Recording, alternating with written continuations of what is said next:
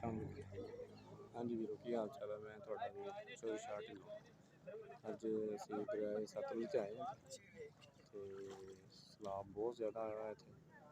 तो अज असी ना इस इलाके के कुछ लोगों का इंटरव्यू करा मैं पूछा किन्ना क नुकसान होया तो किन्नियां फसलां बर्बाद हुई, माल रुड़ गया, घर तबाह होए तो पूछा इंशाल्लाह जी। साढ़े नाल रहना जी। करो शुरू। नहीं लड़का कोई फिरदा कोई नहीं ओदी मुंडे दा 0348 जी दा नंबर है जेदा पहले तुसी मैं दिखा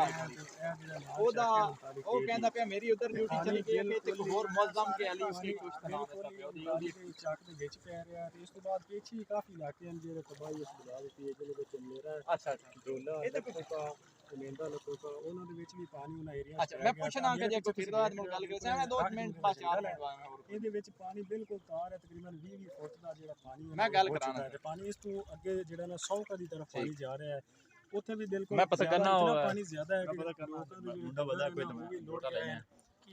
ਉਹ ਇੰਚਾਰਜ ਕਹਿੰਦਾ ਰੈਸਟ ਵਾਲਾ ਮੈਂ ਕਹਿੰਦਾ ਨੰਬਰ ਬੰਦ ਮੁੰਡੇ ਦਾ ਜਿਹੜਾ ਡਿਊਟੀ ਤੇ ਕਹਿੰਦਾ ਉੱਥੇ ਫਿਰਦਾ ਦੀ ਫਸਲ ਹੈ ਜਿਹੜੀ ਜ਼ਿਆਦਾ ਖਰਾਬ ਮਚਣਾ ਕੁਝ ਲੋਕਾਂ ਦੇ ਵਿੱਚੋਂ ਮਾਲ ਹੀ ਆਪਣੇ ਕੱਢ ਹੀ ਨਹੀਂ ਸੰਗੇ ਜਿਹਦੇ ਮਾਲ ਇਹਨਾਂ ਉਹ ਵੀ ਵੇਚੇ ਲੋਕ ਆਬਾਦੀਆਂ ਹੀ ਵੇਚੇ ਲੋਕ ਵੇਚ ਹੀ ਬੈਠੇ ਹਨ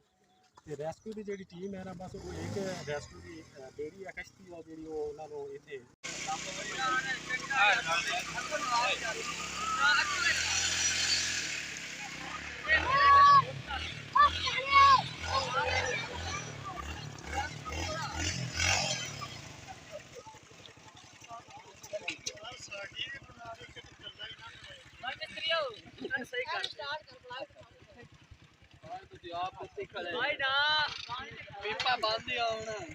लड़ाइयां ने को भाग रही है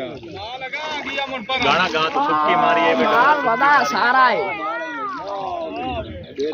सारा माल वदा अल्लाह खैर कर से कहां दा गर्मी आ जंगलात से माल ऐसे बड़े लोग अंदर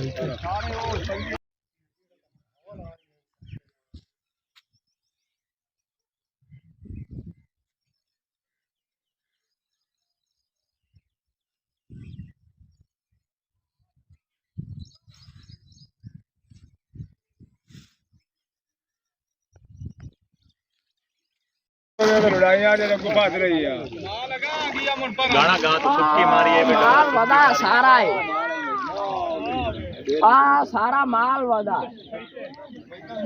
अल्लाह खैर कर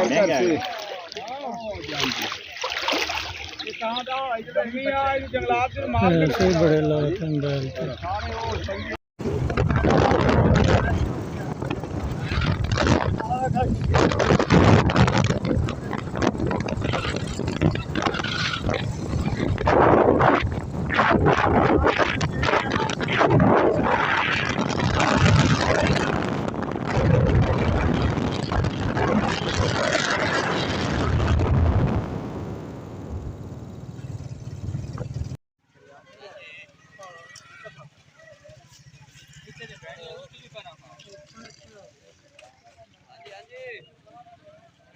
पानी की जाके ले इंटरव्यू का